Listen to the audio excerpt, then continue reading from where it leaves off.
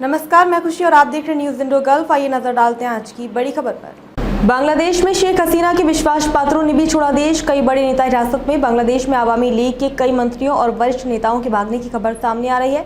शेख हसीना के निजी उद्योग और निवेश सलाहकार और कानूनविद सलमान एफ रहमान भी रविवार रात देश छोड़कर भाग गए। ढाका साउथ सिटी कॉरपोरेशन के मेयर और शेख हसीना के भतीजे शेख फजले नूर तापेश सिंगापुर जाने वाले विमान में सवार हुए। बांग्लादेश में हंगामे और अनिश्चितता के बीच शेख हसीना के विश्वास पात्र कई मंत्री देश छोड़कर चले गए या छोड़ने की फिराक में हैं। इसके साथ ही कई मंत्रियों और वरिष्ठ आवामी लीग नेताओं के भागने की खबर भी सामने आ रही है। आवामी लीग सरकार में डाक, दूरसंचार और सूचना प्रौद्योगिकी राज्य मंत्री रहे जुनैद अहमद पलक को मंगलवार को तब हजरत शाहजलाल अंतर्राष्ट्रीय हवाई अड्डे पर हिरासत में लिया गया है।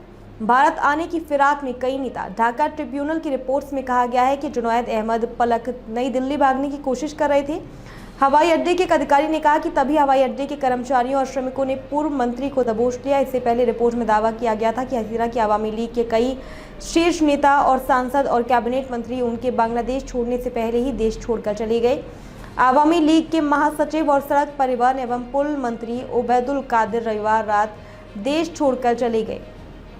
उनके निजी सहयोगी ने कहा कि पूर्व कानून मंत्री अनीसुल हक हसीना के इस्तीफे से पहले देश छोड़कर अज्ञात स्थान पर चले गए। हसीना के भतीजे शेख फजले सिंगापुर रवाना। उनके सहयोगियों के अनुसार शेख हसीना के निजी उद्योग और निवेश सलाहकार और कानूनविद सलमान एफ रहमान भी रविवार रात देश छोड़कर भाग गए। हालांकि वह इस बात की जानकारी नहीं दी कि वह किस देश में जा रहे हैं। ढाका साउथ सिटी कॉरपोरेशन के मेयर और हसीना के भतीजे शेख फजले नूर तापेश शनिवार सुबह विमान फ्लाइट से ढाका से रवाना हुए और विमानन सूत्रों से बताया कि वह सिंगापुर जाने वाले विमान में सवार हुए। विवादास्पद विमान शमीम उस्मान भी पिछले सप्ताह देश छोड़कर भाग गए थे। पूर्व शिक्षा मंत्री मोहिबुल हसन चौधरी और स्थानीय सरकार, ग्रामीण विकास और सहकारिता मंत्री मोहम्मद तजुल इस्लाम भी देश छोड़कर चले गए। सूत्रों ने कहा कि पूर्व वित्त मंत्री अब्बुल हसन महमूद अली और खेल मंत्री नजमुल हसन पापोन ने भी देश छोड़ दिया है। इसके अलावा मुंशीगंज 3 के पूर्व सांसद मृणाल कांति दास और सुप्रीम कोर्ट के जज मोहम्मद बदरुज्मा के भी देश छोड़ने की खबर है। अन्य मंत्रियों ने अपना आधिकारिक आवास छोड़ दिया। आवामी लीग के छात्र मोर्चे, छात्र लीग के अध्यक्ष और महासचिव समेत कई नेताओं ने भी सोमवार को देश छोड़कर चले गए। सरकारी नौकरियों के लिए कोटा प्रणाली पर हिंसक विरोध प्रदर्शन के बाद सरकार की सत्ता से हटने के बाद कई अन्य मंत्रियों ने अपना आधिकारिक या प्राइवेट आवास छोड़ दिया। इस बीच सुप्रीम कोर्ट बार एसोसिएशन के अध्यक्ष AM महबूब उद्दीन खोकोन ने भारत से हसीना और उसकी बहन शेख रेहाना को गिरफ्तार करने और उन्हें बांग्लादेश वापस भेजने का आह्वान किया। बांग्लादेश की आर्थिकी को नई ऊंचाइयों तक ले गई हसीना। बांग्लादेश की पूर्व प्रधानमंत्री शेख हसीना अपने देश की अर्थव्यवस्था को नई ऊंचाइयों तक ले गई।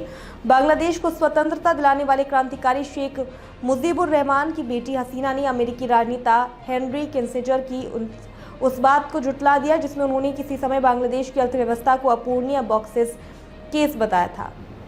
किसिंजर ने कहा था कि बांग्लादेश की आर्थिकी इतनी खराब है कि चाहे कुछ कर लो, इसका कुछ नहीं होने वाला है। 1971 में पाकिस्तान से आज़ादी मिलने के बाद दुनिया के सबसे गरीब देशों में से एक बांग्लादेश की अर्थव्यवस्था 2009 में हसीना की सत्ता संभालने के बाद से हर साल औसतन 6% से ज़्यादा की दर से बढ़ी। आर्थिक सुधारों और परियोजनाओं पर फोकस रखा। गरीबी में भारी गिरावट आई है। देश के 170 मिलियन लोगों में से 95% से ज़्यादा लोगों के पास अब बिजली है। हाल के वर्षों में बांग्लादेश की प्रति व्यक्ति आय को जोरदार बढ़ोतरी हुई है और 2021 में प्रति व्यक्ति आय भारत से आगे निकल गई। स्वास्थ्य, शिक्षा और अन्य सामाजिक सूचकांकों में भी बांग्लादेश ने भारत की तुलना में बेहतर प्रदर्शन किया है। उन्होंने आर्थिक सुधारों और परियोजनाओं पर फोकस रखा। अब तक के लिए बस इतना ही। फिर होगी आपसे मुलाकात ऐसी एक और खबर के साथ। तब तक के लिए नमस्कार और देखते रहिए न्यूज़ इंडो गल्फ।